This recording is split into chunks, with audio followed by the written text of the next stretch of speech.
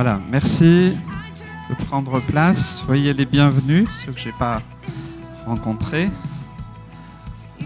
Voilà. J'aimerais simplement en introduction lire ce texte qui se trouve dans Romains au chapitre 12 et le verset 10. 10 à 12. Romains chapitre 12, versets 10 à 12.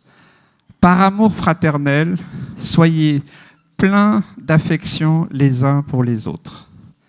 Par honneur, usez de prévenance réciproque.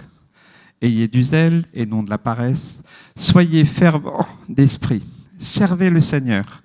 Réjouissez-vous en espérance. Soyez patients dans l'affliction.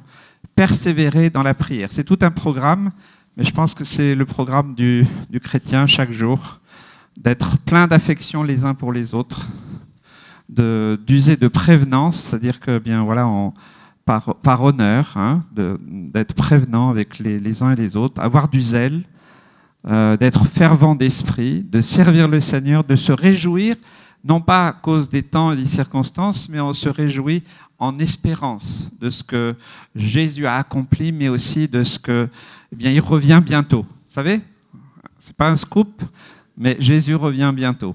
Amen. Alors, quelles que soient les nouvelles que vous pouvez entendre, voilà, Jésus reviendra au temps fixé par Dieu. Être patient dans l'affliction, dans les épreuves, dans les difficultés. Être patient, c'est vrai que c'est la patience souvent qui dure pour chacun de nous. Et persévérer dans la prière. Et combien, chaque jour, eh bien, nous pouvons voir combien la prière porte du fruit. Et que souvent, eh bien, c'est dans notre persévérance que nous voyons eh bien, Dieu agir. Voilà, que Dieu soit béni. Merci Seigneur pour ce culte. Oui Seigneur, tu nous rappelles, Seigneur, qu'on est là aussi, Seigneur Jésus, réunis, Seigneur, entre frères et sœurs, dans la communion fraternelle, Seigneur Jésus. D'être, oui, on veut prendre soin les uns des autres, Seigneur Jésus. Seigneur, et dans cette situation que nous vivons depuis plus d'un an, Seigneur Jésus, oui, tu nous demandes d'avoir du zèle, Seigneur Jésus, de te servir, de nous réjouir en espérance, d'être patient dans cette épreuve particulière et de persévérer dans la prière. Merci pour cet encouragement. Alors ce matin, on veut aussi, Seigneur Jésus, laisser abandonner nos soucis, nos tracas. Et nous sommes là pour te louer, t'adorer, être reconnaissants. Parle-nous ce matin de la manière dont tu voudras. Que ton nom soit béni, que ton nom soit élevé. Amen. Amen. Gloire à notre Dieu. Alléluia. On se retrouve ce matin et c'est une bénédiction qu'on puisse être là encore aujourd'hui. Alléluia. On va prendre ce chant qui parle du lion et de l'agneau. Amen. Il est cet agneau sacrifié, Jésus-Christ, mais il est aussi ce lion qui combat pour nous. Amen. On va prendre ce chant par la foi. Oui, amen. Notre Dieu est le lion de Juda. Amen. Il rugit puissamment et il combat pour nous. Alors tout genou fléchira devant lui. Amen. Et ce matin, nous voulons élever notre Dieu. Nous voulons plier le genou devant lui. Nous voulons l'adorer. Il nous a sauvés. Alléluia. Parce que c'est cet agneau également sacrifié pour nos vies. Alléluia. Ce matin, je vous invite à prendre ce chant avec nous.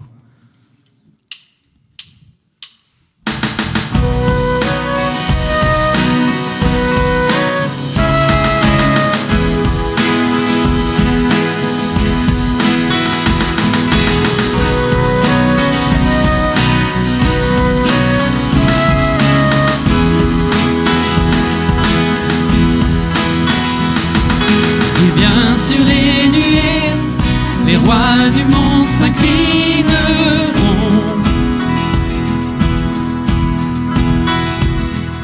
Les chaînes seront brisées quand les cœurs déclarent sa louange.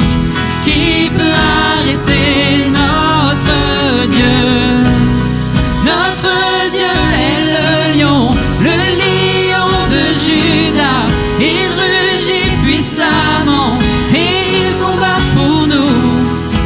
Tout genou fléchit devant lui. Amen.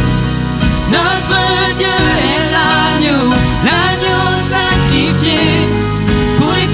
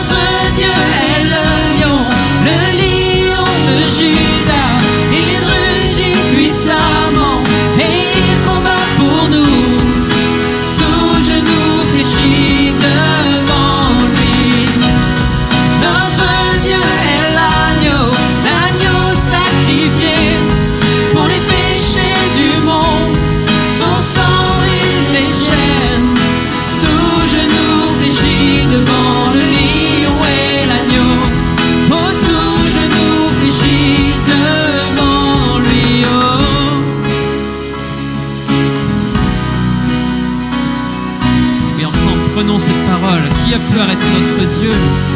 Alléluia, il est celui qui règne éternellement. Qui peut arrêter notre Dieu? Qui peut l'arrêter? Qui peut arrêter notre Dieu?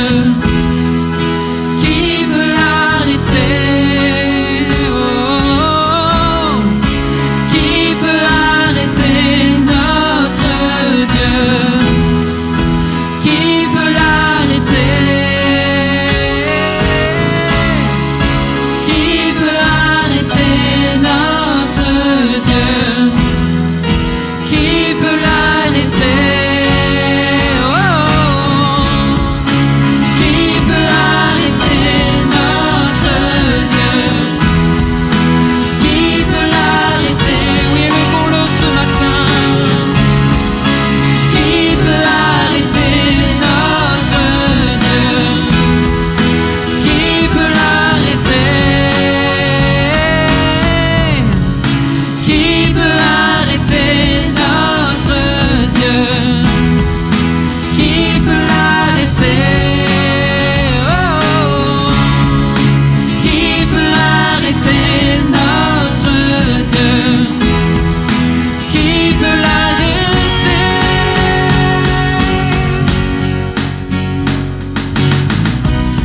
Notre Dieu est le lion de Juda. Il rugit puissamment et il combat pour nous. Tout genou fléchit devant lui. Notre Dieu est l'agneau sacrifié pour les péchés du monde. Son sang brise les chaînes. Tout genou fléchit devant le lion et l'agneau. Oh, tout genou fléchit devant lui. Alléluia. Oui, Seigneur, nous tenons prosternés devant toi ce matin, Seigneur Jésus, pour adorer ce roi vainqueur, ce roi glorieux. Alléluia. Celui qui a gagné la victoire à la croix, c'est toi, Jésus. Celui qui a combattu pour nous et qui combat pour nous chaque jour, c'est toi, Seigneur Jésus. Alléluia. Oh, notre Dieu, quelle grâce, quel miracle tu as accompli dans nos vies, Seigneur.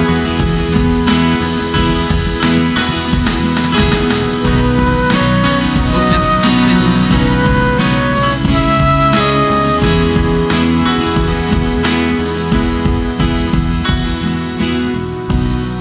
Notre Dieu est le lion de Juda. Il rugit puissamment et il combat pour nous. Tout genou fléchit devant lui. Notre Dieu est l'agneau sacrifié pour les péchés du monde. Son sang brise les chaînes. Tout genou fléchit devant le lion et l'agneau. Tout genou fléchit devant lui. Oh, gloire à Dieu. Alléluia. Le Seigneur Jésus est celui qui nous tient tous ensemble. Amen. C'est lui qui nous tient dans le creux de sa main. C'est lui qui a tout prévu, tout préparé. Notre avenir est tracé dans ses mains, dans ses voies. Alléluia. Parce qu'il a de bons projets pour nous. C'est ce chant qui le déclare. Alléluia. Alléluia. Le Seigneur vient juste au bon moment. Oui, il est celui qui nous surprend. Amen. Prenons ce nouveau chant. Tu nous tiens tous ensemble.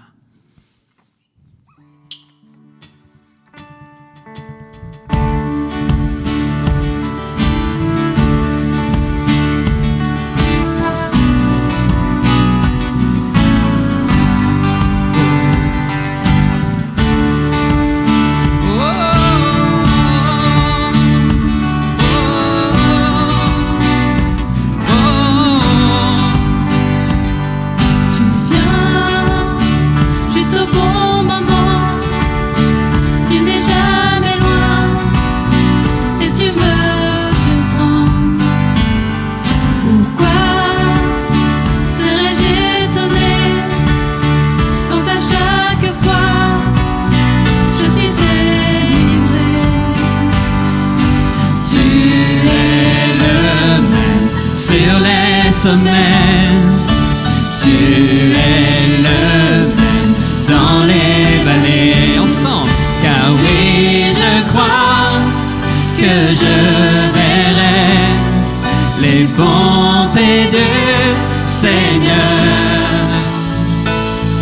Je reste confiant en toute saison.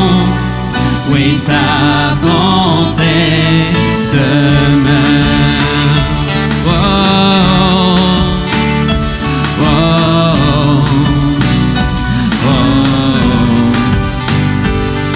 Tu vas rester dans mes pas, préparer la voie qui me bénira. C'est plus que toutes mes idées, que toutes mes pensées peuvent imaginer. Tu es le même sur les sommets, tu es le même dans les vallées. Car oui, je crois que je verrai les bontés du Seigneur. Je reste confiant en toute saison. Oui, ta bonté demeure. Oh, oh, oh. Amen. Oh, oh, oh, oh. Dieu de mon présent, Dieu de mon futur, tu écris l'histoire, tu nous tiens tous ensemble. Dieu de mon présent, Dieu de mon futur, tu écris l'histoire, tu nous tiens tous ensemble. Dieu de mon présent, Dieu de mon futur, tu écris l'histoire, tu nous tiens tous ensemble. Dieu de mon présent, Dieu de mon futur, tu écris l'histoire, tu nous tiens tous ensemble. Car oui, je crois que je verrai les bontés du Seigneur. Alléluia. Je reste confiant en toute saison. Oui, ta bonté demeure. Car oui, je crois. Car oui, je crois que je verrai les bontés du Seigneur.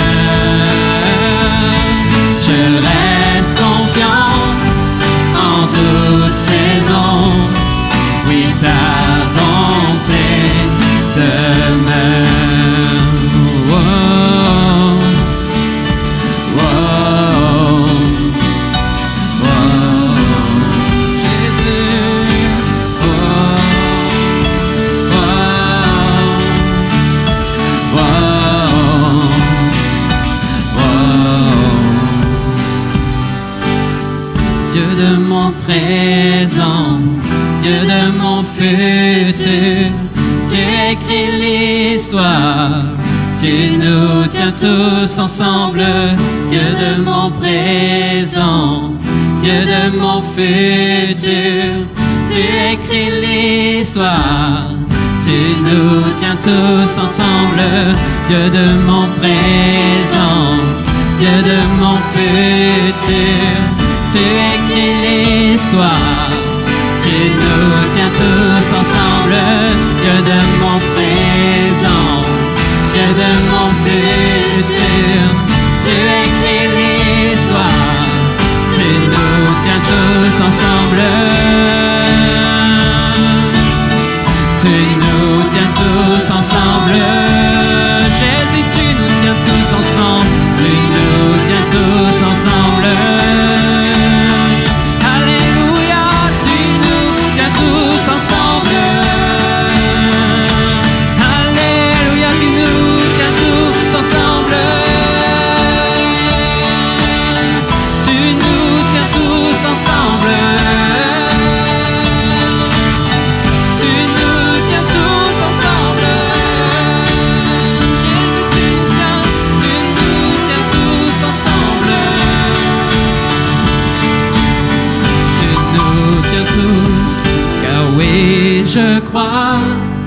que je verrai les bontés du Seigneur.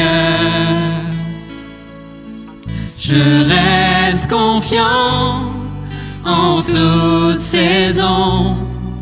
Oui, ta bonté demeure. Car oui, je crois que je verrai les bontés du Seigneur. Je reste confiant en toute saison.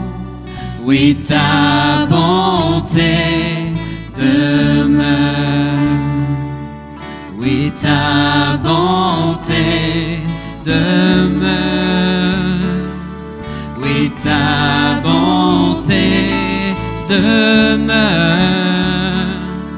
Oui, ta bonté demeure. Alléluia, Seigneur. Quelle fidélité, notre Dieu, il fait preuve chaque jour à notre égard. Seigneur, tu n'abandonnes pas ton peuple, tu n'abandonnes pas tes enfants, Seigneur. Oh, merci, parce que tu nous tiens dans ta main, Seigneur.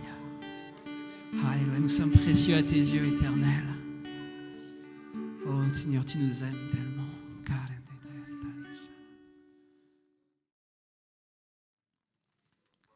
Oui, ce matin, déclarons notre amour au Seigneur Jésus.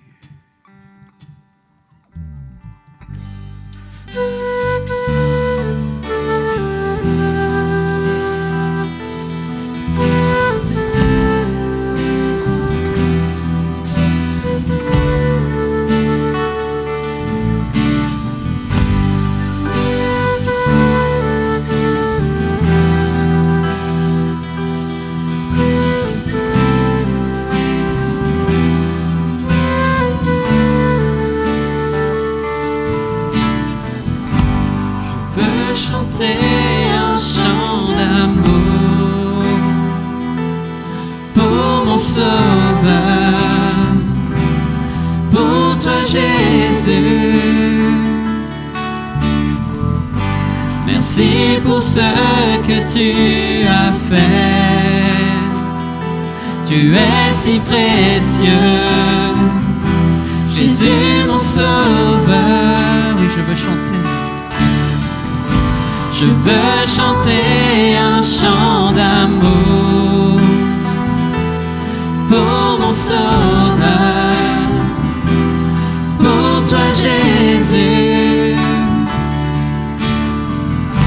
Merci pour ce que tu as fait. Tu es si précieux, Jésus mon Sauveur. Je suis heureuse, tu m'as donné ton nom, et je ne veux pas être ailleurs que dans tes bras d'amour, que dans tes bras d'amour, tout près de toi. Ton cœur, tout près de toi, contre ton cœur, dans tes bras d'amour.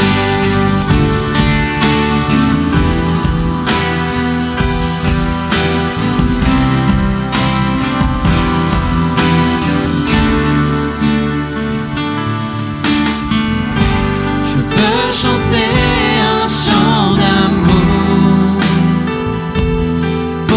Sauveur, pour toi Jésus, pour toi Jésus. Merci pour ce que tu as fait. Tu es si précieux, Jésus mon Sauveur. Je suis heureuse, tu m'as donné ton nom. Et je ne veux pas être ailleurs que dans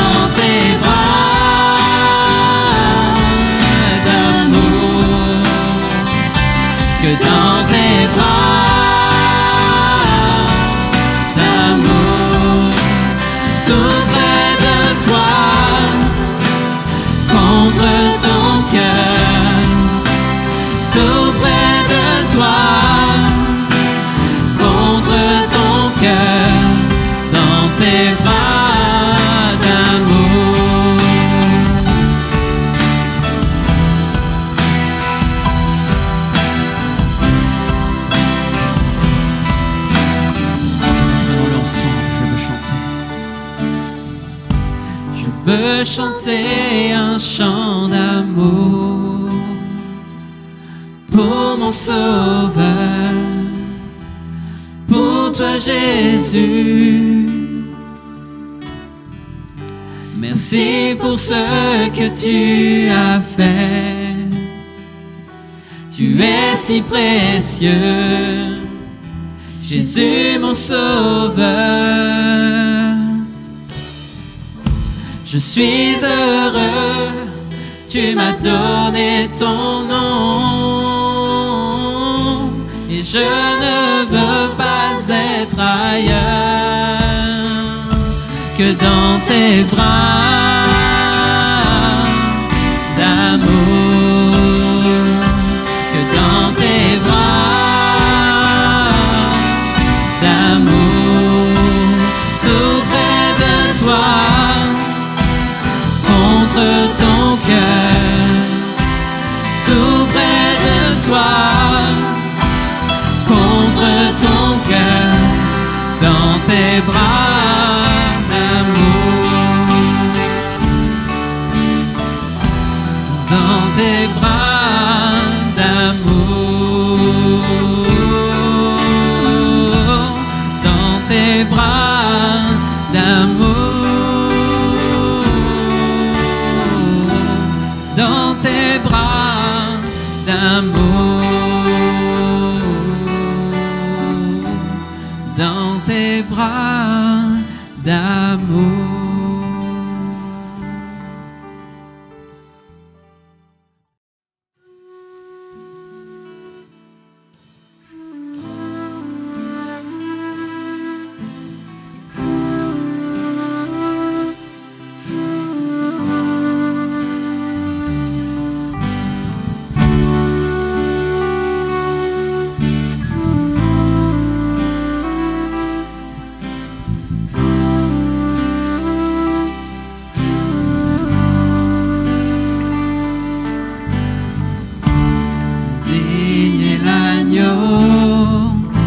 Sacrifié, saint est le Seigneur. Un chant nouveau s'élève vers celui qui règne dans les cieux. Digne est l'agneau sacrifié, saint est le Seigneur. Un chant nouveau s'élève vers celui qui règne dans les cieux. Oui, saint est notre Sauveur, le Seigneur Dieu Tout-Puissant, qui était et qui revient. Avec toute la création, louons le Roi des rois. Tu es tout pour moi, et je veux t'adorer.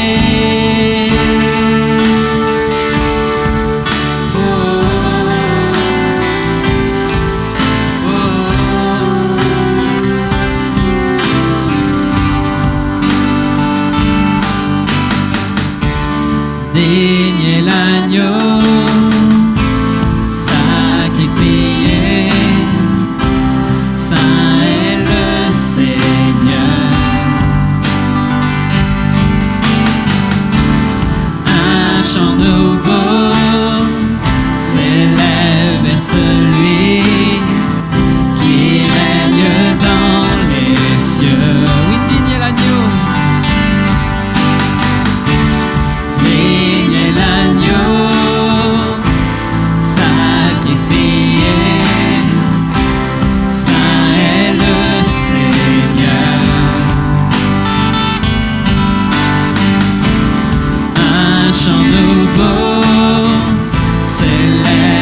Celui qui règne dans les cieux.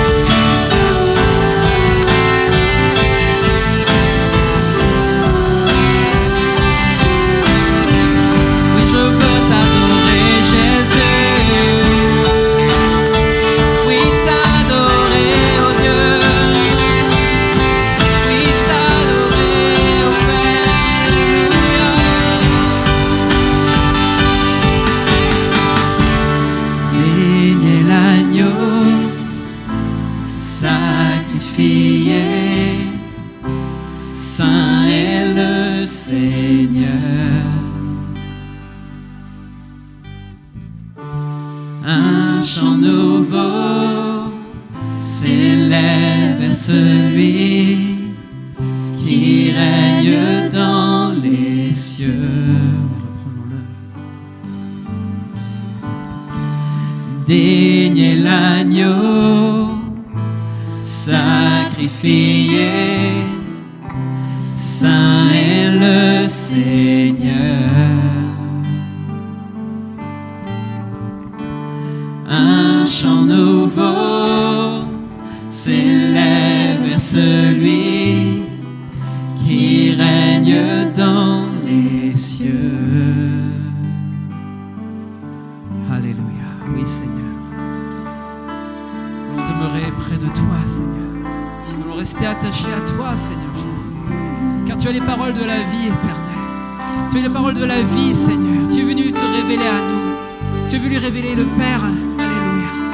Alors, Seigneur, oui, nous ne pouvons que contempler, Seigneur, dès ce jour, Seigneur, ta bonté, ta fidélité, ta grandeur, Seigneur, ton amour à notre égard, Seigneur.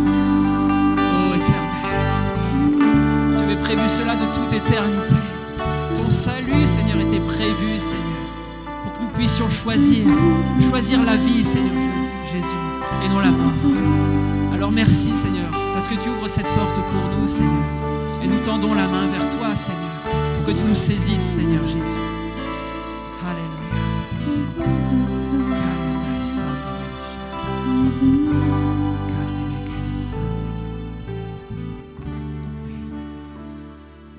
Nous croyons en toi, Seigneur.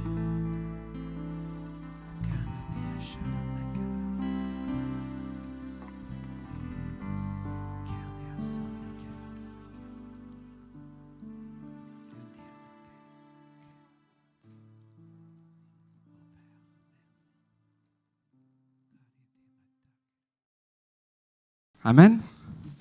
Alors, l'activité principale du ciel, c'est la louange. Donc, si vous n'aimez pas la louange, vous avez un problème. Il va falloir régler ça. Parce qu'il y aura même, ce sera bien plus fort, hein, des cymbales retentissantes. Voilà. Parce qu'il y aura il y aura plus d'acouphènes au ciel. Hein. Donc, il n'y aura plus de soucis. Amen. J'aime sa présence et j'aime le louer. Et c'est vraiment quelque chose d'extraordinaire parce que nous en avons encore la liberté. Ce n'est pas toujours le cas. Je rappelle souvent, plus de 260 millions de chrétiens dans le monde aujourd'hui sont persécutés. Et ce chiffre ne fait qu'augmenter. Il a augmenté de 10 millions en quelques années seulement. Voilà, c'était 250 millions pendant un certain nombre de temps, et puis maintenant 10 millions de plus. Et j'ai l'impression que depuis un an, ça augmente. Avant de laisser les enfants aller dans les salles de club, il y aura Club Énergie, Dynamo et Claire, et puis Impact, et puis The Group là-haut. Eh bien, quelques petites annonces. Alors, on a fait déjà 2 baptêmes depuis le 1er janvier. Alors, il y en a un 3e, et c'est dimanche prochain. Amen. Dimanche prochain, un prochain baptême, le 3e de l'année. J'espère qu'il y en aura plein d'autres. Voilà, dimanche prochain, notre sœur, elle n'a pas pu être là ce matin, mais elle m'a contacté cette semaine, elle m'a dit « Je suis prêt, pasteur, je suis prête ». Et voilà, ce sera mon jour. Donc Véronique Chrétien, elle va se faire baptiser. Elle a un nom prédestiné, hein, chrétien. Hein. Voilà, ça sera dimanche prochain à la suite du culte. Hein. Le culte aura lieu jusqu'à 11h30 et puis entre 11h35 et 40, on enchaînera sur le baptême jusqu'à 12h15, 12h20 maximum, pour que vous puissiez prévoir. Voilà. Il y a sur la table, il reste encore des calendriers promesses qui sont à donner. Alors vous pouvez en prendre autant que vous voulez. Voilà, on va mettre tout ce qu'il y a. Puis aussi d'autres outils d'évangélisation comme le film Jésus, le DVD, soit il est en 3D, soit en 2D. Là, vous avez le choix, plus quelques petits tracts. Simplement, c'est des cartouches, hein, vous les avez avec vous. Et puis si jamais il y a besoin, vous pouvez les donner. Voilà, c'est bien aussi voilà, de pouvoir aussi partager eh bien, la bonne nouvelle. Le culte de ce matin sera donc rediffusé donc, sur YouTube ce soir. Voilà, ce sera mis en ligne. Priez, puisqu'on prie pour obtenir la fibre. Ici, c'est un peu compliqué, c'est un vieux bâtiment. Donc voilà, une fois qu'on aura la fibre, Dieu voulant, on pourra diffuser en direct. Mais pour l'instant, le flux Internet n'est pas assez stable. Voilà, c'est un sujet de prière aussi pour que le Seigneur nous permette d'avoir à disposition cet outil qui est disponible. Voilà, donc je vais demander aux enfants et aux moniteurs, monitrices de pouvoir aller. Donc il y a Julien qui est en haut, il y a Monique et Elisa pour les petits, et Monique, mon épouse, dans la salle. Voilà, on les bénit et que le Seigneur le conduit. On recommence, on redémarre ces clubs et depuis le début de l'année. Je pense que c'est vraiment une bénédiction. Sachez aussi que la Sainte Seine, c'est une fois par mois, donc ça sera à la fin, le dernier dimanche de février, le 28. Voilà, pour ce qui est des annonces. Je ne pense pas avoir oublié quelque chose, non ? Voilà, que le Seigneur soit béni. Merci pour ta parole, Seigneur. Je prie pour qu'elle porte du fruit ce matin, qu'elle serve à quelque chose, Seigneur, et que chacun, nous puissions retirer, Seigneur, un principe biblique, quelque chose, Seigneur, que tu veux déposer dans nos cœurs, dans nos vies. Parce que toi, tu nous connais, tu sais exactement qui nous sommes, quelle vie nous avons, Seigneur Jésus. Et je bénis chaque personne qui est là, chaque personne qui va regarder ce message, Seigneur Jésus, ce culte, Seigneur Jésus. Seigneur, nous nous attendons à toi. Amen. Amen. Alors aujourd'hui, c'est quoi aujourd'hui ? La Saint-Valentin. Ok. Vous savez, alors attendez, Mon pupitre n'est pas assez grand. C'est pas grave. Alors aujourd'hui, c'est la Saint-Valentin. Voilà. Alors, je ne sais pas si vous avez un petit peu tapé sur Google qu'est-ce que la Saint-Valentin, d'où ça vient. L'origine, c'était une fête païenne romaine qui avait lieu entre le 13 et le 15 février de chaque année, puisque eux, leur calendrier commençait le 1er mars. Donc, il y a plusieurs noms de cette fête. On disait que c'est une fête de purification. On sacrifiait un bouc à un dieu, un faux dieu. Voilà. Ensuite, quand le christianisme est arrivé, quand le pape, donc l'empereur Constantin, il a décrété que le christianisme était religion de tout l'empire, cette fête continuait. Et donc il a voulu l'arrêter, mais c'était compliqué. Donc il a remplacé par une fête par rapport à un prêtre qui est mort, qui s'appelait Valentin. Il est mort parce que peu de temps avant, l'empereur qui lui a précédé n'aimait pas du tout les chrétiens. Et donc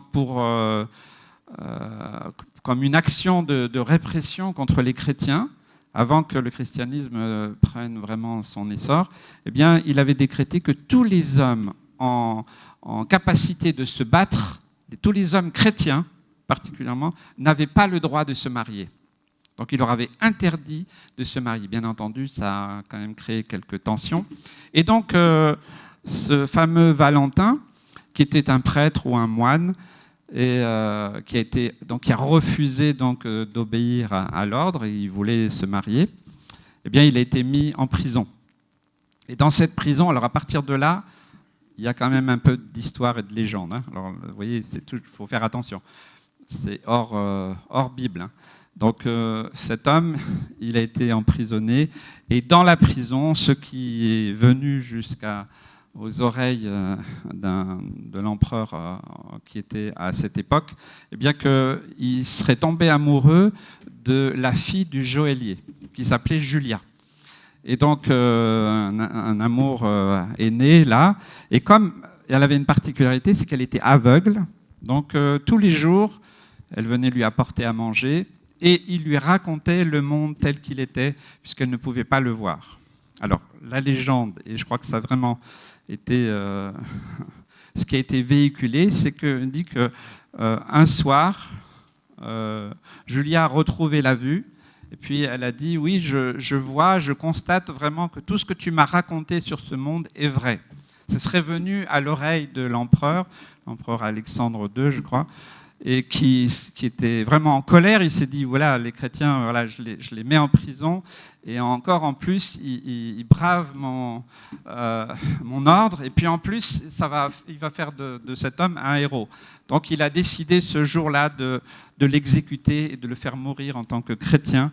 Donc il est mort, torturé, et à partir de là, eh bien, un peu plus tard, quand l'empereur Constantin et puis un autre pape, a décidé de transformer cette fête, qui était une fête païenne romaine, ils se sont dit, on va essayer de mettre la fête des saints martyrs. Et donc la fête en honorant cet homme, ce prêtre, donc Valentin, qui a été tué à cause d'être tombé amoureux d'une femme dans une période où c'était interdit. Donc ils ont essayé de changer ça. Et donc avant c'était du 13 au 15, donc le pape a mis cette fête le 14 février justement. Alors ça n'a pas tellement fonctionné, mais c'est en Angleterre surtout que ça a fonctionné. Et il y avait un pape aussi qui a donc décrété que le 14 février, ils ont voulu en faire une fête un peu plus conviviale.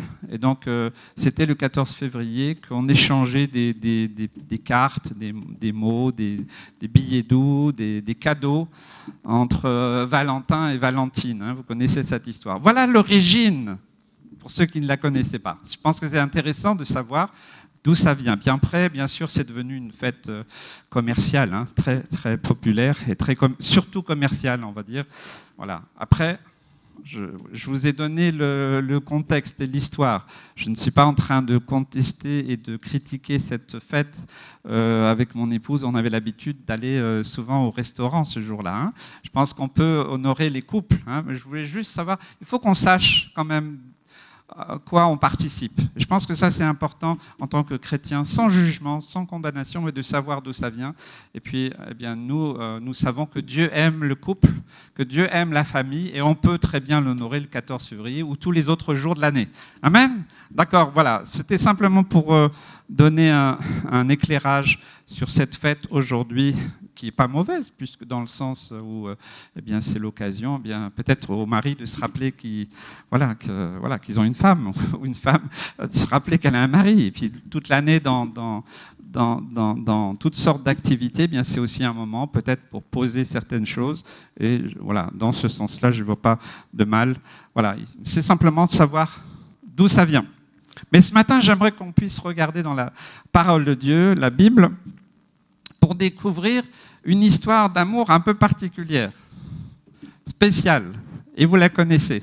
Parce qu'à travers cela, ça va nous communiquer quelques principes bibliques que nous pouvons retenir, puisqu'il est question de couple, de famille, de mariage, de fiançailles.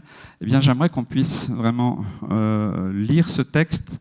Alors, vous trouvez ce texte dans Genèse chapitre 24. Genèse chapitre 24 et à partir du verset 1. Je ne sais pas si je vais tout lire parce que c'est assez long. Vous le relirez en détail, mais je vais lire quand même le début. Genèse chapitre 24, excusez-moi. Voilà.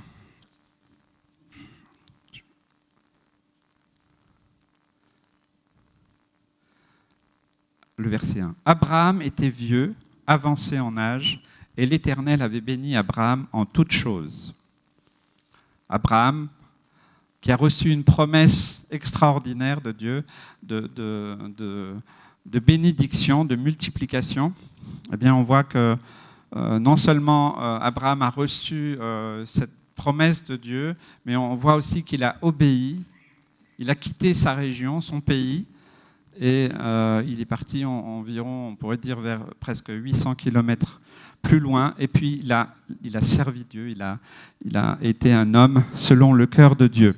Puis on voit là qu'il est âgé, et on voit qu'il a été vraiment béni en toutes choses. Alors Abraham, il avait un serviteur, enfin il avait plusieurs serviteurs, mais il avait un serviteur plus proche que les autres, parce qu'il était intendant de tous ses biens. Le verset 2, Abraham dit à son serviteur, Voilà, le plus ancien de sa maison, l'intendant de tous ses biens, mais je te prie, ta main sous ma cuisse. C'était la pratique quand on faisait quand on donnait sa parole à l'époque. Et le verset 3, je te ferai jurer par l'Éternel, le Dieu du ciel et le Dieu de la terre, de ne pas prendre pour mon fils une femme parmi les filles des Cananéens au milieu desquels j'habite. Rien que ça, je me suis déjà posé la question, pourquoi Dieu lui demande de ne pas prendre une fille qui est à Canaan, le pays où Dieu l'a envoyé? Eh bien, comme Dieu avait donné une promesse, Abraham est resté dans la promesse de Dieu. Parce que s'il avait pris une fille pour son fils dans la région où il était, il aurait hérité de cette région, parce qu'il était très riche, il aurait pu en devenir. Et donc, quelque part, ne pas laisser Dieu faire comme lui il voulait. Vous voyez, on voit le cœur d'Abraham qui est vraiment très proche de Dieu. Il ne veut pas créer par la chair. En plus, il a un souvenir. Hein, rappelez-vous ce qui s'est passé avec sa femme. Et puis, quand la promesse d'un fils, eh bien, vous savez, des fois, on veut aider Dieu. Donc, Sarah aussi, elle a voulu aider Dieu. Donc, elle a trouvé un moyen, parce que ça allait pas assez vite. Eh bien, c'est Ismaël qui a été enfanté. Et donc, on voit ce que Abraham dit à son serviteur, son plus zélé serviteur. Il lui dit, verset 4, d'aller dans mon pays, le pays d'où il venait, dans ma patrie, prendre une femme pour mon fils Isaac. Verset 5, le serviteur lui répondit, peut-être la femme ne voudra-t-elle pas me suivre dans ce pays-ci? Devrais-je mener ton fils dans le pays d'où tu es sorti? Abraham lui dit, verset 6, garde-toi d'y mener mon fils. Verset 7, l'Éternel, le Dieu du ciel, qui m'a fait sortir de la maison de mon père et de ma patrie, qui m'a parlé et qui m'a juré en disant, je donnerai ce pays à ta postérité, lui-même enverra son ange devant toi, et c'est de là que tu prendras une femme pour mon fils. N'attendez pas un ange, les jeunes, pour peut-être vous allez dire, il faut qu'on attende un ange. Non, c'est parce que Dieu avait parlé au cœur d'Abraham, et il voulait que ça se déroule vraiment comme Dieu le voulait. En tout cas, pas dans le pays là où il était, mais vraiment très loin, je crois 750 km exactement. Verset 8, si la femme ne veut pas te suivre, eh bien Abraham, il le dégage de sa responsabilité, il dit, tu seras dégagé de ce serment que je te fais faire. Seulement, tu n'y mèneras pas mon fils. Il ne voulait pas que ce soit son fils qui aille, et puis qui choisisse, et puis qui décide. Non, il voulait vraiment que ça soit conduit par Dieu. Et ça, c'est aussi un signe, un point important. Le verset 9, le serviteur mit sa main sous la cuisse d'Abraham, son Seigneur, et lui jura d'observer ces choses. Verset 10, le serviteur prit 10 chameaux parmi les chameaux de son Seigneur, et il partit, ayant à sa disposition tous les biens de son Seigneur.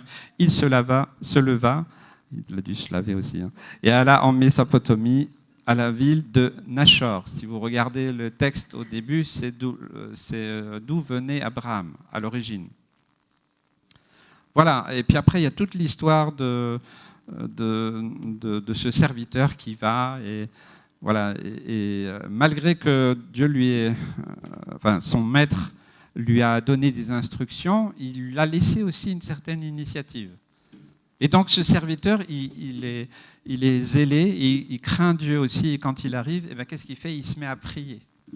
Vous voyez, il est parti loin pour obéir à son maître, mais à ce moment-là, eh bien, il prie et il demande à Dieu un signe, quelque chose qui va faire que, eh bien, il va reconnaître, eh bien, celle qui est destinée pour le fils d'Abraham.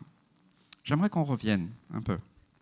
Donc, quand Abraham envoie son serviteur chercher une épouse, eh bien, il obéit à la voix de l'Éternel. Il envoie dans un pays où habite Bethuel. Quand on connaît la parole de Dieu, Bethuel, c'était le propre frère d'Abraham. Et il y avait un membre de sa famille, le membre de sa famille, il y avait son neveu qui s'appelait Laban. On en entendra parler plus tard. Ok. Donc, dès son arrivée, ce serviteur, il commence à adresser une prière à l'Éternel. Il lui demande que tout ce qui va suivre, tout ce qui va se passer, vienne de lui. Et il ne voulait pas du tout se laisser influencer, ni par ce qu'il pourrait voir, ou entendre, mais réellement, comme Abraham l'avait dit, qu'un ange allait le conduire. Hein, et il vient d'adresser cette prière à l'Éternel.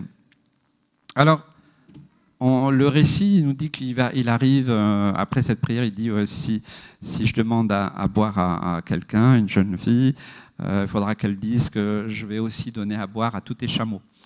Bon, à l'époque, le puits était un endroit de rencontre. Mais moi, ce qui me frappe, c'est que, et je pense que c'est aussi important pour les jeunes, mais pour les couples aussi, c'est que, en fait, le puits, c'était un endroit de service, un endroit de travail. C'est pas forcément facile, hein, suivant les troupeaux qu'il y avait. C'était un boulot dur. Souvent, c'était les femmes qui faisaient ça, mais c'était un boulot très dur. Donc, c'était un service.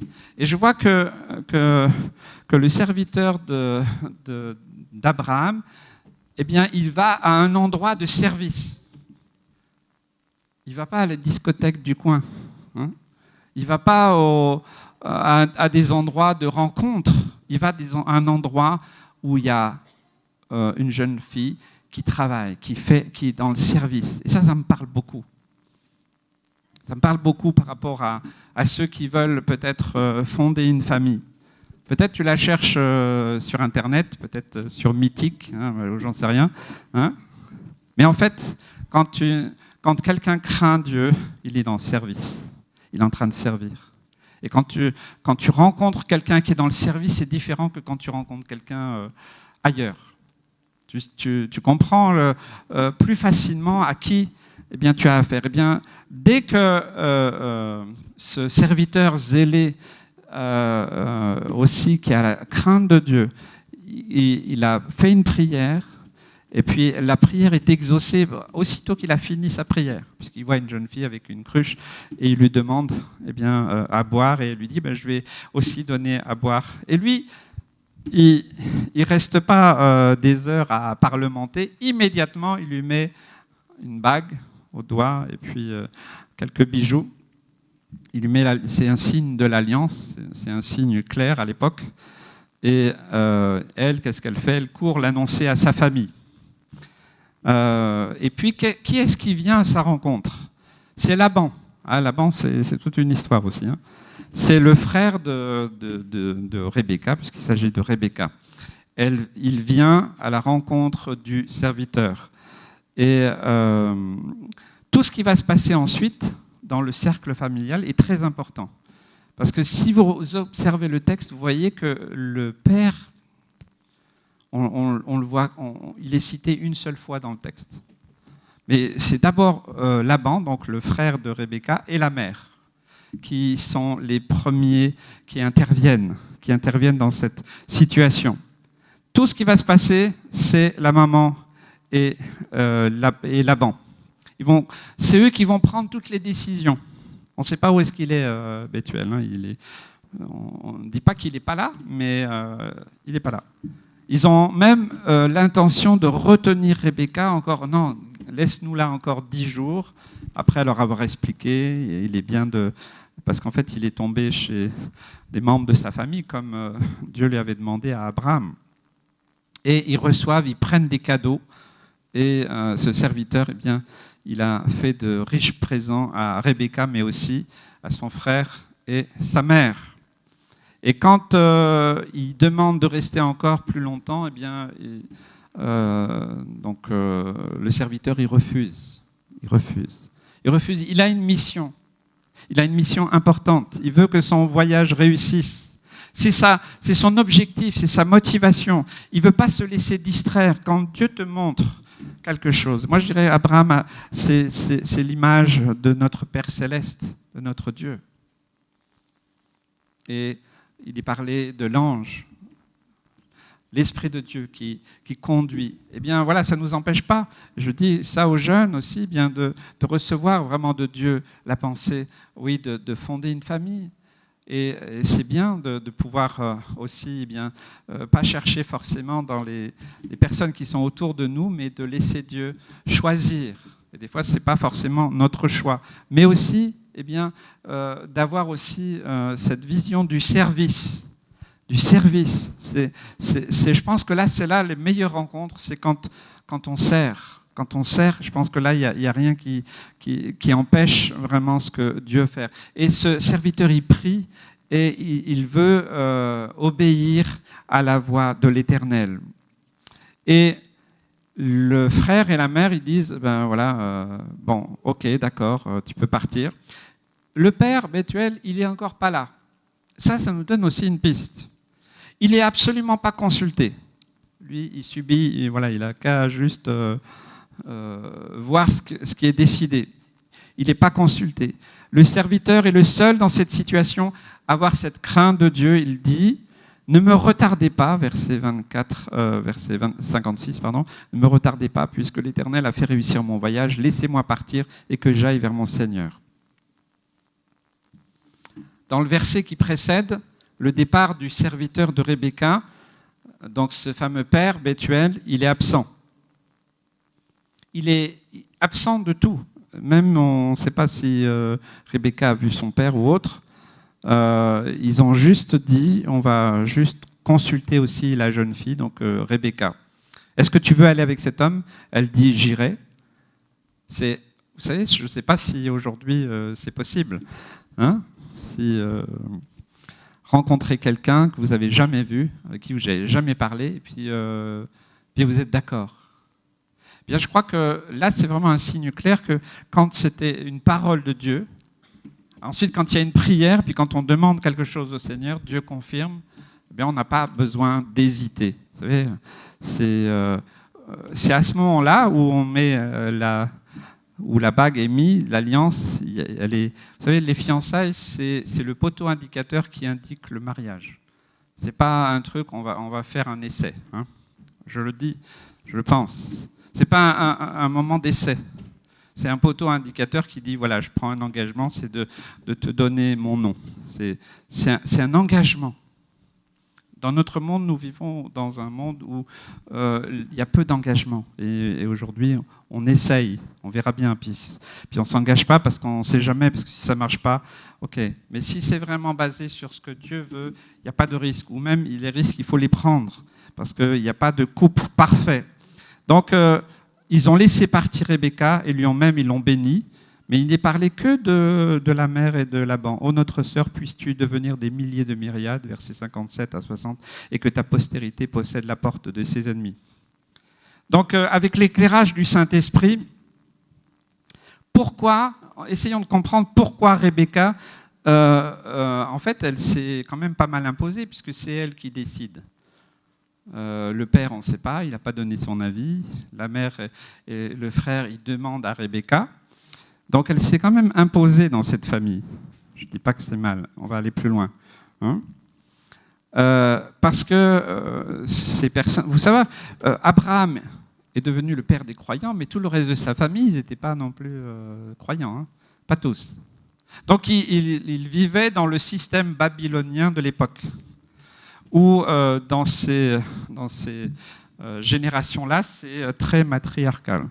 Donc c'est la mère qui décide tout. C'est comme ça. Et en fait, Rebecca, elle avait hérité de cette instruction, de cette façon d'être et de vivre. Ça n'a rien à voir avec le fait que, oui, Rebecca était bien destinée à Isaac. Mais parce que la notion de mariage, pour l'homme quittera son père et sa mère. Donc il y a la notion de quitter, toujours dans un mariage. Hein. Et de devenir une seule chair. Donc Rebecca, elle a bien quitté ses parents, mais elle est toujours sous ce système, cette coutume, cette façon d'être de ce système babylonien qui avait été établi dans cette famille et dans toute cette région. Donc c'est là où il y a normalement les fondations du mariage. Nous sommes co-ouvriers avec Dieu. Vous savez que c'est ce que Jésus dit, hein, que le diable cherchera toujours à voler, par exemple la parabole de la semence. Et bien on voit que pendant que les gens dorment, son ennemi vint, c'est dans Matthieu 13, il sema de l'ivraie. Il ne fait pas seulement toujours enlever, mais des fois il met aussi autre chose. C'est des fois plus difficile à discerner. La Bible nous parle aussi dans le livre des Actes d'un autre exemple. C'est un homme qui s'oppose à l'apôtre Paul, c'est Élymas, le magicien. Ce que son nom signifie, opposition. Opposition, donc faire opposition. Et donc, Paul, rempli du Saint-Esprit, dans Acte 13, verset 8, fixa les regards sur lui, dit « Homme plein de toute espèce de ruse et de fraude, fils du diable, ennemi de toute justice, ne cesseras-tu point de pervertir les voies droites du Seigneur ?» Je crois qu'il nous faut revenir à ce que Dieu veut. Il n'y a pas de comparaison avec Rebecca, hein, pas du tout. Mais simplement, parce que Isaac était le fils de la promesse, mais si vous relisez les textes, il y a quand même des choses assez particulières qui se sont passées déjà, même pour Isaac. Hein. Le plan de Dieu, de toute façon, il va aboutir. Amen. Que ce soit dans nos vies, eh bien, je crois vraiment qu'il faut qu'on reste réellement conscient que malgré nos manques, malgré nos résistances, c'est le plan de Dieu qui va s'accomplir. Dieu est un Dieu d'amour, de miséricorde, amen, de fidélité, de grâce et de patience. Mais nous voyons que le diable a souvent un contre-plan et il peut nous emmener dans tellement de souffrances parce qu'il veut nous empêcher de rentrer dans le plan de Dieu. Et combien ça peut être aussi le cas au niveau des couples, des familles. Il y a des fois des choses comme ça. Jacob, donc, elle va aussi enfanter des enfants ensuite, dont les 12, qu'on va appeler les 12 tribus d'Israël. Hein. Donc il y avait vraiment un enjeu pour cette rencontre entre Isaac et Rebecca. Et souvent, nous n'avons pas la vision des enjeux de ce que Dieu veut. Hein. La Bible nous dit que tout ce qui a été écrit dans la parole de Dieu, ça a été fait pour notre instruction. Ces choses sont arrivées pour servir d'exemple dans 1 Corinthiens 10. Nous qui sommes parvenus à la fin. Alors, il faut qu'on reçoive aussi l'instruction. Qu'est-ce que signifie le nom de Rebecca? C'est bien aussi des fois. Voilà. Alors, ça vient d'une racine, c'est un peu particulier, ça veut dire prendre avec un nœud coulant. Ça signifie exactement, aussi d'une autre manière, qui prend au piège ou avec une corde, avec un nœud coulant. C'est spécial quand même. Hein.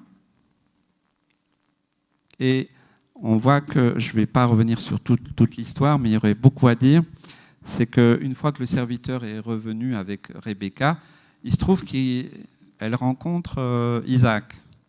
Et le texte nous dit que, je pense qu'il y a eu tout de suite, est-ce que c'est bien, est-ce que c'est elle? Oui, ok. Et elle a mis tout de suite son voile et très rapidement, puisque c'était à l'époque, c'était comme ça, eh bien, elle devint sa femme et il l'aima. Mais après ce mariage, il y a quand même quelque chose qui se passe, c'est que Rebecca était stérile. Mais Isaac intercède auprès de Dieu pour qu'elle enfante. Et elle enfantera 2 jumeaux. Et le texte dans la Bible nous dit, dans Genèse 25, que ces 2 enfants se heurtaient dans son sein, c'est-à-dire qu'ils se haïssaient dans son propre ventre. Ils se heurtaient, ils s'opprimaient. Et l'Éternel dit à Rebecca dans Genèse 25, « 2 nations sont dans ton ventre, et 2 peuples se sépareront au sortir de tes entrailles. Un de ces peuples sera plus fort que l'autre, et le plus grand sera assujetti au plus petit. » Donc il y a rapidement dans ce couple, voilà, on pourrait dire que Dieu a conduit cette rencontre, voilà, tout est merveilleux, mais très rapidement, il y a des difficultés dans ce couple. Il y a des difficultés souvent quand les enfants arrivent, hein, et c'était le cas. Parce que justement, l'héritage qu'elle avait reçu, cet héritage de matriarche, hein, de femme qui, c'est elle qui décide tout, eh bien, c'était ancré dans le cœur de Rebecca. Elle n'en avait pas conscience jusqu'à ce qu'elle-même, elle devienne mère. Donc il y a eu des difficultés. Et ça va prendre de l'importance dans leur vie de couple. Parce que quand ces enfants vont naître, 2 tempéraments totalement différents, 2 attitudes aussi de parents différents, et ça va emmener la division dans le couple. Et ça peut aussi arriver aussi de nos jours. Donc dans ce couple, il y a 2 modèles. Donc Rebecca, on a dit, elle a bien quitté ses parents, ok, sur le plan géographique, 750 km, ok, pas de souci. Mais elle n'a pas abandonné le modèle de couple qu'elle a vu de ses parents, et peut-être de ses grands-parents, puis aussi de ses amis autour. Et elle a vu sa mère prendre les choses en main avec son frère, et c'est comme ça, et puis c'est ancré dans son esprit, dans son cœur. Et donc il y a quelque chose qui commence à se heurter. Et elle va le transmettre aussi à un de ses fils. Hein. On sait lequel. Hein, parce qu'il y avait deux fils. Hein. Les deux enfants qui se heurtent dans le sein de Rebecca sont une exacte représentation de ces feux qui peuvent brûler dans un couple. Voilà, entre ces deux modèles, entre ce que Dieu veut établir et puis ce qu'on a hérité. C'est pour ça que souvent je prie pour des couples, pour demander, des fois quand il y a des difficultés, il y a certaines choses qu'il faut briser. Qu'il faut briser, certains héritages. Ah ben moi on a toujours fait comme ça, puis c'est comme ça. Puis il y a une sorte de fatalité ou de fatalisme. Mais je crois que réellement, nous pouvons trouver en Dieu la solution. Amen. Donc on voit peut-être qu'il y avait le cordon émotionnel entre Isaac et sa maman qui n'avait pas été coupé. Parce que lui-même, il avait vécu quelque chose de très fusionnel avec sa mère. Hein. Isaac conduisit Rebecca dans la tente de Sarah, sa mère. Il prit Rebecca qui devint sa femme, il l'aima. Ainsi fut consolé Isaac après avoir perdu sa mère, parce qu'il avait beaucoup eu de souffrance après la mort de sa mère, Sarah. Donc de ce fait, certainement qu'Isaac, quand il a lui-même eu Rebecca pour femme, il a cherché, peut-être que c'était inconscient, et même très certainement, à continuer à chercher à vivre plutôt une relation avec une mère que plutôt qu'une femme. Et donc là, évidemment, ça crée des soucis. Hein. Il était plus un fils qu'un mari. Et ça, des fois aussi, ça arrive. Ou plus fille, ça peut aussi être dans l'autre cas. Hein. Dans sa vie, dans la vie d'Isaac, il y avait un conflit, comme un conflit. Est-ce que je vais continuer à être un fils qui va hériter de la promesse, de ce que Dieu a dit à travers mon père, ou alors je vais simplement me trouver là parce que j'aime bien me faire cajoler, j'aime bien être consolé auprès de ma mère. Isaac, il avait ce choix. Est-ce qu'il va être un mari ou simplement il va vivre avec quelqu'un qui va lui donner l'image de sa mère? Ce comportement d'Isaac, il va favoriser aussi des choses dans Rebecca. Parce qu'elle va avoir elle-même une relation divisée, de domination, de contrôle entre son mari et son fils préféré. Parce que quand elle a eu ses deux fils, c'est pareil. Elle fait aussi il y en a un qui est plus proche d'Isaac, et puis l'autre, on voit, il va chasser, c'est quelqu'un qui est assez libre finalement, et assez indépendant, et ça convient bien à Isaac.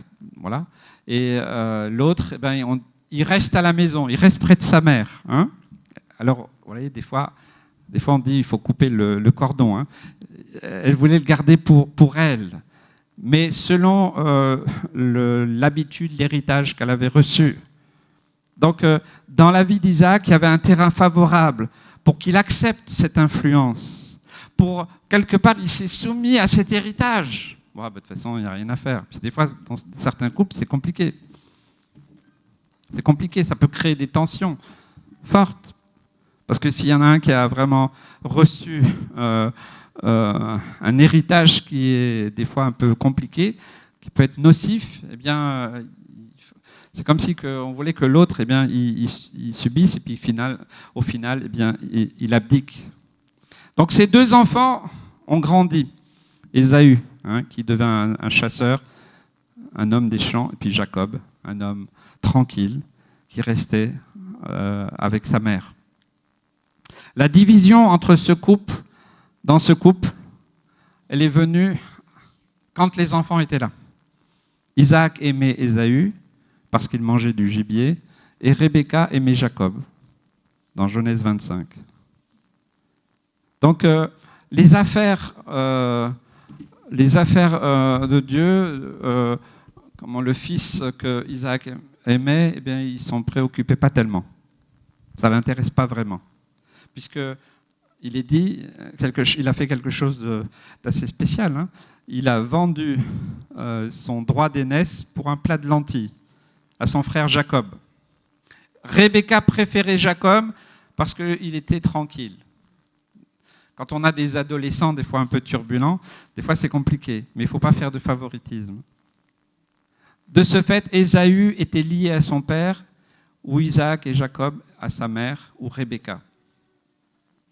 Et Isaac lui-même s'est retrouvé un peu comme son père à un moment de sa vie, même s'il a été béni, il a été vraiment béni parce qu'il y avait une promesse. Et là, il dit, voici, je suis vieux, je ne connais pas le jour de ma mort. Maintenant donc, je te prie, prends tes armes, ton carquois et ton arc, va dans les champs et chasse-moi du gibier. Fais-moi un mets comme j'aime et apporte-le-moi à manger, afin que mon âme te bénisse avant que je meure. Il était en train de parler à son fils préféré. Ah, tu sais, mon fils, c'est toi qui vas reprendre. Je me rappellerai toujours, j'ai connu des personnes qui avaient une entreprise, ils avaient beaucoup de projets pour leur fils unique. Et le père était très proche de lui. Et puis, ils lui ont construit une maison. Il lui dit, voilà, tu vois, quand tu vas te marier, tu vas habiter là. Hein, voilà, il voulait le garder avec lui. Et bien sûr, il est arrivé ce qui est arrivé, c'est que le jour où il a rencontré quelqu'un, qu'est-ce qu'il y avait ? Il est parti très loin, très très loin, parce qu'il n'avait pas envie de rentrer dans cet héritage-là. Il ne voulait pas rester dans ce... Il voulait vraiment couper le cordon. Des fois, ça crée des tensions. Et tandis que Isaac parlait à son fils préféré, Rebecca, elle écoute tout. Et elle va monter une conspiration contre son fils en plus, contre son mari, contre son fils. Et pour faire bénéficier son fils préféré, Jacob. Vous savez, les enfants, dans une famille, s'ils sentent qu'il y en a qui sont plus chouchoutés que d'autres, ils le sentent très vite, très bien. On ne peut pas leur cacher. Faisons attention. Et de la même manière que Dieu, il n'y a pas de chouchou, eh bien nous devons aussi aimer autant l'un que l'autre. Peut-être ils sont différents, peut-être oui, mais c'est bien ça. Mais je crois vraiment que là, on voit l'attitude de Rebecca qui fait ça non pas parce que c'est quelqu'un de méchant non, elle a hérité de ça. C'est naturel. Vous savez, c'est naturel. Donc même si on essaye de lui expliquer, mais Rebecca, qu'est-ce que tu fais ? Et tout ça, t'es trop. Elle comprendrait pas parce que elle a reçu cet héritage. Elle fait ça tout à fait naturellement. Elle est sous l'influence, sous les manœuvres de cet esprit de Babylone. Parce que cet esprit de Babylone, de domination, il est toujours actif, encore aujourd'hui. C'est pour ça que beaucoup de couples aussi, ça n'a pas fonctionné, parce qu'il y a cet esprit qui est là. Et on veut toujours prendre le pouvoir, le dessus sur l'autre. Il y a un autre texte. Cet esprit était tellement présent dans Jézabel, elle tue ses propres enfants et son mari. Parce que ça peut aller très loin. Donc Rebecca, qu'est-ce qu'elle fait à cause de cette influence ? Elle développe une stratégie de tromperie, de mensonge et d'usurpation envers son propre fils et envers son mari. Elle va tout faire pour convaincre son fils Jacob de tromper son père. Parce que elle l'aimait tellement, ce Jacob. Elle voulait arracher la bénédiction destinée à l'époque au premier-né. C'était comme ça. Et Jacob était tellement attaché émotionnellement à sa mère. Donc, quand on est attaché émotionnellement, eh bien, on est influençable et on est manipulable. Ça peut être dans d'autres relations, des fois toxiques. Il est lié à sa mère par un lien d'âme. J'aurai l'occasion d'en parler une autre fois. Mais là, c'est très fusionnel. Comme si le cordon n'a jamais été coupé. Et vous savez, le drame dans cette situation, c'est qu'à cause de son attitude, Rebecca, elle a privé son fils de l'amour de son père. Parce qu'elle l'a gardé pour elle. Et des fois, les gens n'ont pas la conscience de ça. Et des fois, souvent, les maris, ils sont en retrait. Ils disent, moi, je n'ai pas ma place. Ou alors, l'autre frère ou l'autre sœur, ils sentent, mais Je vois bien que c'est pas moi le chouchou, je suis le vilain canard de la famille, moi. J'en ai entendu des fois des gens qui ont dit ça. Faisons attention. Et je crois que c'est important. Dieu veut restaurer les couples, mais aussi, je pense qu'il faut aussi rompre avec certaines habitudes, avec certains héritages. C'est vraiment nécessaire. C'est nécessaire pour le développement des enfants, mais aussi pour la survie des couples. Parce que ça crée des tensions qui peuvent devenir de plus en plus grandes. Donc, Jacob, il obéit à sa mère, parce qu'il veut faire plaisir à sa mère. Donc, voilà, elle déshonore son mari. Hein. Mais c'est pas, on va dire, c'est pas intentionnel, c'est comme ça. C'est dans ses gènes.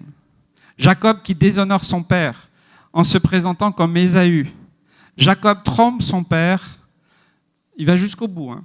Comme Isaac est un peu aveugle, il ne voit pas grand-chose, alors ils y vont. Par cette manœuvre, Rebecca trompe son fils aussi aîné. Quelle image de sa mère. Qu'est-ce que tu as fait? Et elle a laissé rentrer dans le cœur de son fils aîné de la haine. Et même l'envie de meurtre. Veut tuer son frère. Ce frère qui lui a volé l'amour de sa mère. Mais en fait, lui-même, il n'est pas forcément responsable. Vous voyez, comme quoi un héritage, un système qu'on laisse se produire dans un couple, dans une famille, dans une relation, combien ça peut être nocif. Et il n'y a que des perdants, il n'y a pas de gagnants. Parce que la mère elle-même, elle se rend compte que ce n'est pas forcément normal ce qu'elle fait, mais c'est comme ça, donc elle en souffre. Le père, il en souffre et puis il n'ose pas intervenir parce que voilà, ça va déclencher la guerre mondiale, donc on reste dans son coin. Les enfants, ils sont partagés entre ceux qui sont proches du père ou de la mère et tout le monde souffre. Je pense qu'il y a un moment, j'ai déjà fait ça dans certaines familles, j'ai dit on se réunit tous, voilà. Et c'est le moment de demander pardon les uns les autres. Les parents dire pardon aux enfants. On n'a pas toujours été des parents comme on aurait voulu.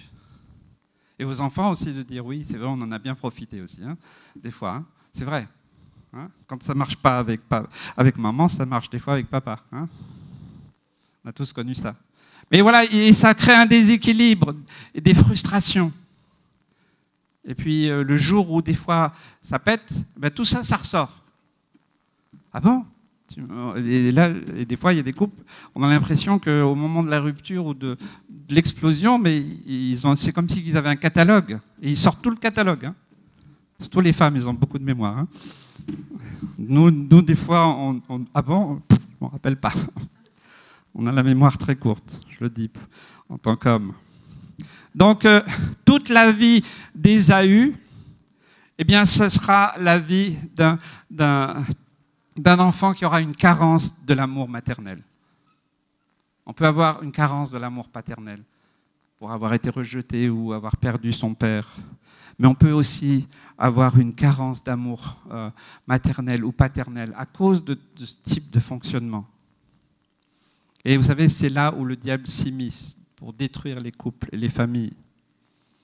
Un homme, une femme affaiblis à cause d'une carence d'amour, eh bien, il sait qu'il va pouvoir tirer les ficelles du rejet, de la rébellion.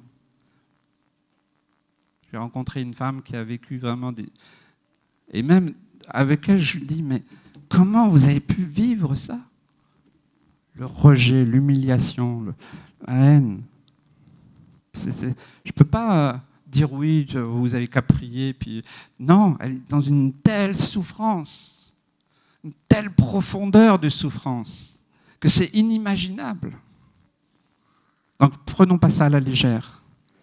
Donc, généralement, quand on a souffert d'un déficit d'amour paternel ou maternel, eh bien, on a tendance à rester dans l'isolement.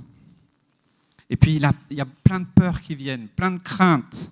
C'est pour ça que des fois, des enfants, ils ont des comportements, ils sont dans des peurs, ils sont dans des craintes, dans des angoisses. Ils ne peuvent même pas expliquer pourquoi. Les carences, à travers le favoritisme, ne faites pas ça. Ne favorisez pas l'un par rapport à l'autre. c'est une forme de manipulation. Ça peut conduire à la haine et ça peut même conduire au meurtre. Je regarde des fois ces émissions sur ces crimes. Et des fois, on voit c'est souvent dans les familles. À cause de la haine, à cause de la jalousie, à cause des mensonges, à cause des incompréhensions.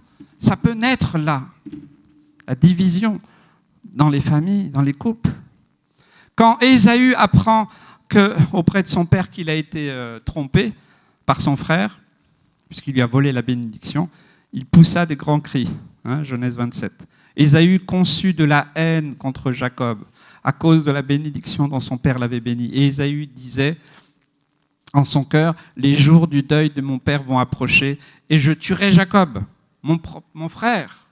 Voilà ce qu'il a. Et des fois, dans des familles, eh bien, le frère qui était peut-être plus aimé et celui qui est moins aimé, il va peut-être avoir plus de difficultés parce qu'il veut prouver qu'il est.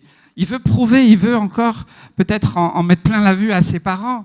Celui qui pense qu'il ne l'aime pas. Ce sont des appels au secours. Vous voyez comme quoi une attitude. Et c'est pour ça que je dis en tant que chrétien, n'oubliez pas de prier pour que Dieu vienne détruire ces héritages. C'est des fois des liens qui peuvent devenir très durs, peut-être même occultes, parce que le diable s'infiltre là-dedans. À la croix, Jésus a pourvu à notre libération. Amen. Donc, il faut aussi Ma mère disait, quand on va vers Jésus, vers la croix, oui, c'est vrai, on dépose nos fardeaux, mais des fois, c'est bien de savoir ce qu'il y a dans notre sac à dos quand même. Et de déposer. Oui, Seigneur, je dépose ça. Oui, Seigneur. Oui, j'ai vécu le rejet. Je n'ai pas été aimé par mon père ou par ma mère. Ou il y a eu telle situation. Et j'ai hérité de ça. Et ça me bouffe. Alors tu peux aussi venir à la croix et demander au Seigneur qu'il te libère, qu'il te délivre. Amen. Que ça soit un réconfort pour toi ce matin. Donc, il n'a pas été un homme équilibré, Ésaü. Rebecca, même, elle s'élève contre le plan de Dieu dans son rôle de mère. Donc, Ésaü va être un homme qui va avoir cette carence. Rebecca est toujours là, veillant et surveillant comme un chat qui guette sa proie, où elle défend son territoire. Voici Ésaü, ton frère, veut tirer vengeance de toi en te tuant. Parce qu'elle suit tout quand même, elle contrôle tout. Hein. Maintenant, mon fils, écoute ma voix, lève-toi, fuis chez Laban. Ah, on retrouve Laban. Hein. Chez mon frère, donc le frère de Rebecca, à Charan, il lui donne l'adresse. Et reste auprès de lui quelque temps jusqu'à ce que la fureur de ton frère soit passée, jusqu'à ce que la colère de ton frère se détourne de toi et qu'il oublie ce que tu lui as fait. Alors, je te ferai revenir. Mais le drame dans cette histoire de Rebecca, c'est que le même jour, elle perd ses 2 fils. Tous les 2 deviennent orphelins. Ésaü sera orphelin de mère et Jacob sera orphelin de père. Et on retrouve encore la trace de cet héritage, cet esprit de Babylone qui veut détruire la famille. Je vais conclure. Merci Seigneur, qu'on puisse baisser la tête. C'est très court, j'aurais pu aller beaucoup plus loin, mais j'aimerais ce matin que ça soit quelque chose de positif. Alors que partout on fête la fête des amoureux, Seigneur, je prie pour que, Seigneur Jésus, les couples soient solides, Seigneur Jésus. Seigneur, que ceux qui veulent rencontrer une épouse, Seigneur Jésus, aussi s'affranchissent de cet esprit, Seigneur Jésus, de cet héritage. Et Seigneur, qu'ils puissent venir avec les critères qui sont selon ta parole, Seigneur, qui nous donne l'équilibre. Seigneur, pour ceux qui ont vécu des couples difficiles, où il y a eu des ruptures, des cassures, Seigneur, je te demande de consoler les cœurs, de guérir les cœurs blessés, Seigneur Jésus. Parce qu'il y a beaucoup de blessures. Seigneur, il n'y a pas de jugement dans mes paroles. Je prie, Seigneur Jésus, si tu révèles à quelqu'un, Seigneur, qu'il est sous cette influence, ou qu'il a été, ou qu'il a discerné cela, Seigneur, je prie pour qu'il y ait vraiment une délivrance ce matin. Au nom de Jésus, sois libre maintenant, au nom de Jésus, de cet héritage qui te bousille la vie, qui te pourrit ton quotidien, qui vient pour essayer encore de détruire tes relations peut-être avec les autres, avec tes parents, avec tes enfants. Je prie pour que maintenant il y ait une délivrance dans le nom de Jésus. Merci Seigneur. Je bénis les couples. Je bénis aussi les jeunes, Seigneur, qui veulent aussi fonder une famille, Seigneur, qu'ils ne le fassent pas sur ces bases-là, Seigneur Jésus, mais que réellement, Seigneur Jésus, il y ait vraiment, Seigneur Jésus, ton esprit qui vienne les conduire comme cet esprit, Seigneur Jésus, cet ange qui a conduit ce serviteur, qui est la prière, oui, mais Seigneur Jésus, il y a aussi, Seigneur Jésus, eh bien aussi des principes que toi tu as établis. Alors Seigneur, merci. Fais lever, Seigneur, des hommes et des femmes, Seigneur Jésus, qui vont, Seigneur Jésus, aussi, Seigneur Jésus, être libérés, Seigneur, de toutes ces choses. Seigneur, donne des couples solides, Seigneur Jésus, des familles, Seigneur, unies, qu'il n'y ait pas de favoritisme ou qu'il n'y ait pas de rejet, qu'il n'y ait pas, Seigneur Jésus, des enfants qui soient rejetés. Seigneur Jésus, je prie pour que dans les temps que nous vivons, Seigneur, tu fasses ton œuvre puissante dans les familles, dans les couples, Seigneur Jésus, et que tu viennes restaurer, Seigneur Jésus, ceux qui ont eu le cœur brisé, Seigneur Jésus, à cause de ce qu'ils ont subi, ou alors aussi à cause, Seigneur Jésus, de ce que eux aussi ils ont manifesté, et qu'aujourd'hui tu révèles dans ton amour, Seigneur Jésus, parce que tu les aimes. Seigneur, je prie vraiment qu'il y ait un miracle, Seigneur Jésus, que tu donnes la possibilité à plusieurs, Seigneur Jésus, de revivre, Seigneur, quelque chose de différent, Seigneur Jésus. Dans le nom de Jésus, tu es celui qui restaure, qui guérit, qui renouvelle, et que les relations dans les familles, dans les couples soient différentes, et que ceux qui veulent fonder une famille, Seigneur Jésus, bien tu les prends, Seigneur Jésus, dans tes bras d'amour, Seigneur, tu les conduis par ton esprit, par ta parole, Seigneur Jésus, non pas selon des principes de ce monde, mais Seigneur, selon les principes de ta parole. Dans le nom de Jésus, j'ai prié. Je bénis chaque famille que nous représentons. Je bénis toutes les familles, Seigneur Jésus, que représente, Seigneur Jésus, chaque personne qui est là et qui écoute ce matin. Au nom de Jésus, soyez bénis. Soyez bénis qu'il y ait des réunions de famille dans votre famille. Peut-être vous êtes 2, vous êtes 3 ou 10, mais réunissez-vous. Aimez-vous et supportez-vous les uns les autres. Et si vous décelez un esprit, un héritage qui apporte que du conflit, eh bien, décidez qu'aujourd'hui, c'est terminé. Au nom de Jésus, prenez position et le Seigneur viendra et attestera dans vos cœurs, dans vos vies, par une délivrance puissante qui produira réellement une bénédiction, une grande bénédiction sur vous et ceux qui vous entourent. Dans le nom de Jésus, j'ai prié. Amen. Que Dieu vous bénisse. Amen. Merci Seigneur. On va chanter le dernier chant et puis je me tiens à la disposition de ceux qui veulent la prière éventuellement. Puis si vraiment vous avez un souci par rapport à ça, vous désirez être délivré, que vous avez prié et puis que vous ne voyez rien de se faire, alors il faut persévérer et je peux prier avec vous. Amen. Que Dieu soit béni. Amen. On va prendre ce dernier chant. Il m'a sauvé, il m'a guéri, il m'a libéré, transformé. Le Seigneur m'a racheté. Amen. C'est lui qui opère cette transformation de nos vies. Amen. Si nous avons nos vieux concepts, notre vieille nature, le Seigneur l'a changé. Alléluia. Nous sommes une nouvelle création, sa parole le déclare. Et nous voulons le suivre, alléluia, avec cette nouvelle mentalité, cette nouvelle vision que le Seigneur nous a donnée. Amen. Alors, je vous invite ce matin à prendre ce chant.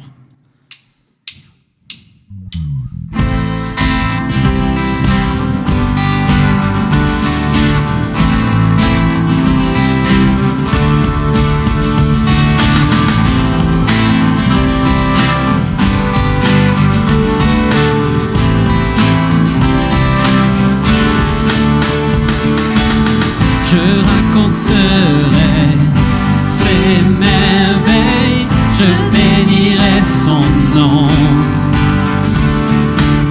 Le cœur débordant, je célèbre mon Dieu car il est bon. Oui, mon âme est en fête. Mon âme est en fête et je crie la joie de le connaître. Je n'ai pas honte de Jésus, car il m'a fait renaître. Il m'a sauvé, il m'a guéri, il m'a libéré, transformé, il m'a racheté.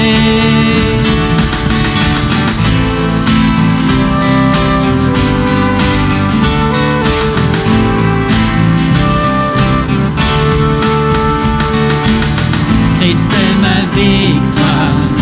Ma justice, ma force et mon appui. Sans un seul regret, je vivrai pour lui sans compromis. Alors il m'a sauvé, il m'a sauvé. Il m'a sauvé.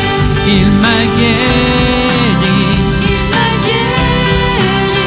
Il m'a libéré, transformé. Il m'a racheté. Il m'a sauvé. Il m'a sauvé. Il m'a guéri. Il m'a guéri. Il m'a libéré, transformé. Il m'a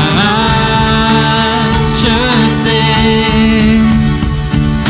Élevé Jésus, c'est ce qui réjouit mon cœur. Il est ma raison de vie. Un jour avec lui vaut bien mieux que 1000 ailleurs. Il est ma raison de vie. Élevé Jésus, c'est ce qui réjouit mon cœur. Il est ma raison de vie. Un jour avec lui vaut bien mieux que 1000 ailleurs. Il est ma raison de vie. Il m'a sauvé, sauvé, sauvé. Il m'a guéri, il m'a guéri. Il m'a libéré, il m'a libéré. Il m'a transformé, il m'a transformé. Il m'a sauvé, sauvé, sauvé. Il m'a guéri, il m'a guéri.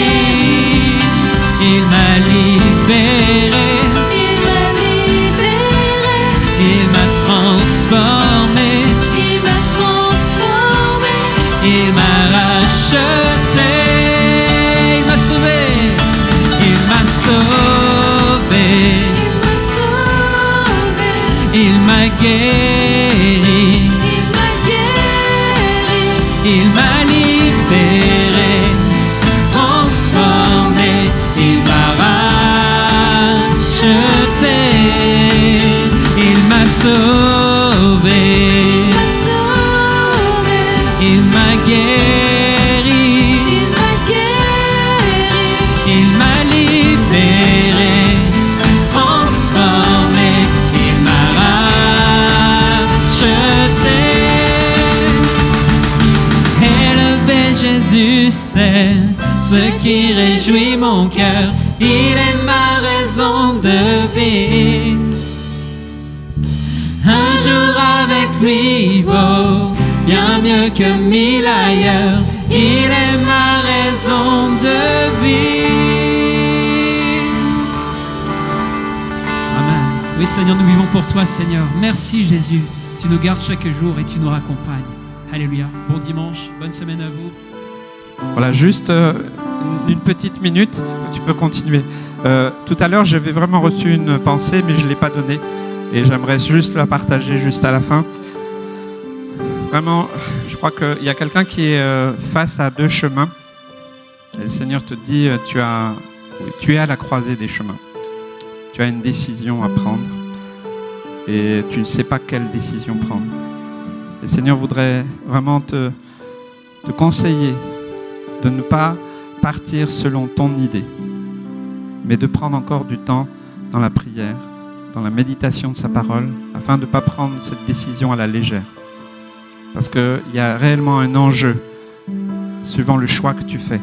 Et pour l'instant, tu n'as pas les idées assez claires sur le choix que tu es en train de prendre. Le Seigneur voudrait simplement t'avertir dans son amour de prendre encore un temps de recul avant de prendre cette décision, parce qu'il t'aime, parce qu'il veut le meilleur pour toi, que pour le moment, c'est pas la meilleure solution que tu as choisie.